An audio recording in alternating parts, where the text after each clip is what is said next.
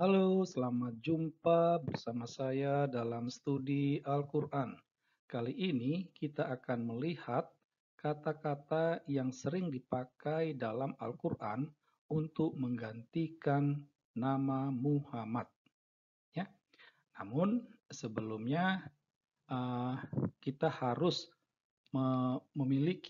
memiliki pemikiran dasar tentang studi kita ini, ya. Jadi studi dasar kita ini, pemikiran dasarnya adalah bahwa Al-Qur'an itu merupakan wahyu Allah dan Muhammad dilihat sebagai penerima wahyu, ya. Umat Islam sangat yakin bahwa wahyu Allah hanya diterima oleh Muhammad, tidak ada orang lain, ya. Nah, ini pemikiran dasarnya, ya. Jadi tolong pemikiran dasar ini dipahami baik-baik, masuk ke dalam akal budi kita, ya. Nah, eh, konteks Al-Qur'an, ya. Yang berikut yang harus dipahami adalah konteks Al-Qur'an itu sendiri, bahwa Al-Qur'an itu merupakan wahyu Allah yang disampaikan baik oleh Allah atau Jibril kepada Muhammad, ya, gitu. Jadi apa yang tertulis dalam Al-Qur'an itu memang kata-kata Allah. Hanya kata-kata Allah ini ada yang disampaikan sendiri oleh Allah, ada yang disampaikan oleh Jibril. Tetapi bagaimanapun yang menerimanya adalah Muhammad, ya.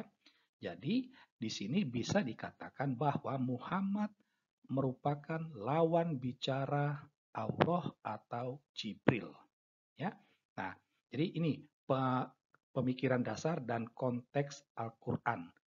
Nah, supaya kita dalam studi ini dapat memahami persoalan kata ganti untuk Muhammad. Nah, kalau kita membaca Al-Quran, ada banyak kata ganti yang dipakai untuk menggantikan nama Muhammad, ya. Yang kerap kali muncul itu adalah hamba kami, rasul, nabi, dia, kamu, aku. Masih banyak lagi, ya. Manusia berselimut, pengepul, dan lain sebagainya. Semuanya itu dimaknai, ditafsir sebagai Muhammad, ya. Nah, pada studi kita kali ini, kita hanya fokus pada 3 kata ganti yang terakhir, yaitu dia, kamu, dan aku. Nah, ketiga kata ganti ini banyak dijumpai dalam Al-Quran. Kami hanya menampilkan contoh berikut ini, ya. Yang pertama dari surah Hud, sesungguhnya aku adalah pemberi peringatan, ya. Dan dalam surah Al-An'am, dan jika kamu melihat ketika mereka dihadapkan ke neraka, atau dalam surah Al-A'raf, dia tidak lain hanyalah seorang pemberi peringatan. Nah, dan seterusnya. Nah, pada studi kita kali ini kita tidak melihat soal tafsiran, ya. Kita hanya fokus melihat kata ganti, ya. Nah, nah, dalam ketiga ayat yang kami tampilkan ini, kata aku, kamu, dia ini ditafsirkan sebagai Muhammad. Nah, akan tetapi kalau kita menggunakan nalar akal sehat, logika, kalau Anda masih waras, coba Anda membayangkan.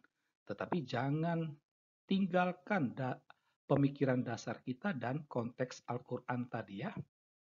Nah, kalau kita menggunakan pemikiran dasar tadi dengan konteks Al-Quran, maka tidak semua kata ganti yang ada dalam 3 kalimat ini merupakan Muhammad. Ya, ini menjadi persoalan. Nah, kita lihat surah yang pertama, surah Hud. Sesungguhnya aku adalah pemberi peringatan dan pembawa kabar gembira. saya membuat perbandingan.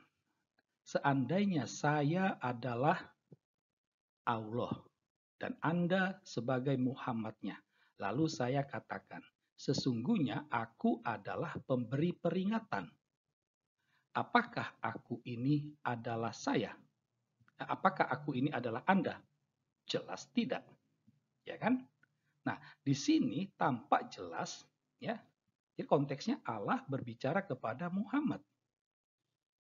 Nah, kalau kita membaca itu dengan konteks tadi, maka aku di sini adalah Allah atau Jibril, bukan Muhammad. Ya, jelas.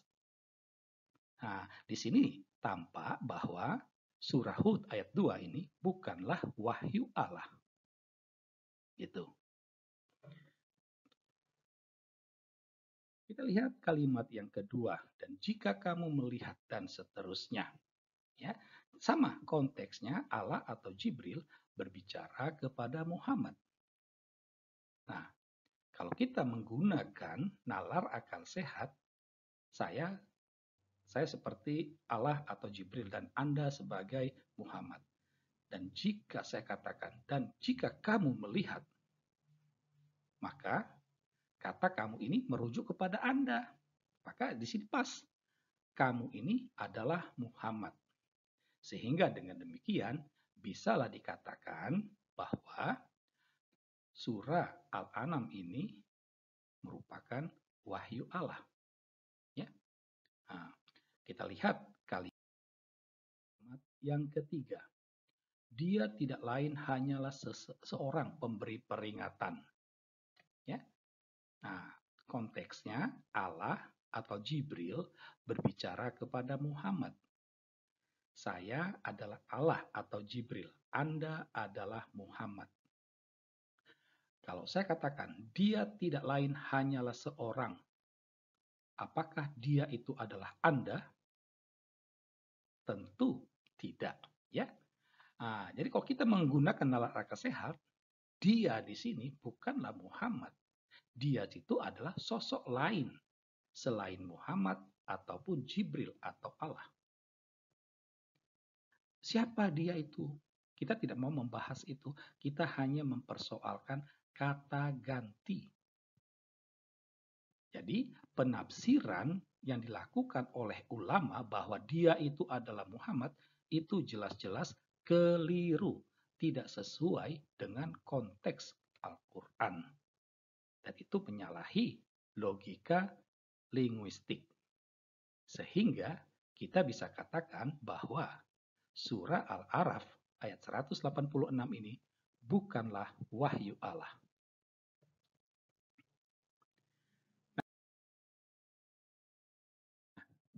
Dari pemaparan 3 kalimat, ya, sebenarnya ada masih banyak kalimat yang seperti 3 kalimat tadi. Tetapi dalam studi ini kita hanya menampilkan 3 kalimat saja.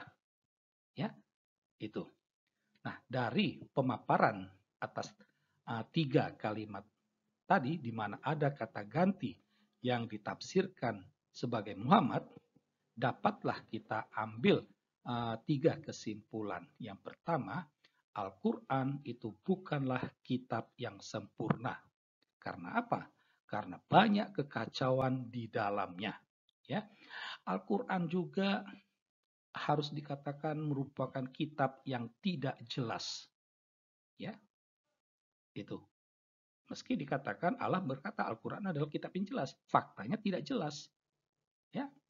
Nah, dari kedua kesimpulan ini, maka bisalah dikatakan Al-Quran merupakan rekayasa Muhammad.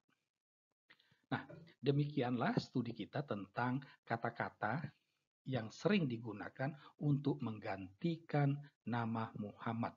Jadi kata-kata itu sering ditafsirkan sebagai Muhammad. Menjadi persoalannya, tafsiran itu jelas-jelas keliru karena melanggari logika linguistik. Sekian dan terima kasih.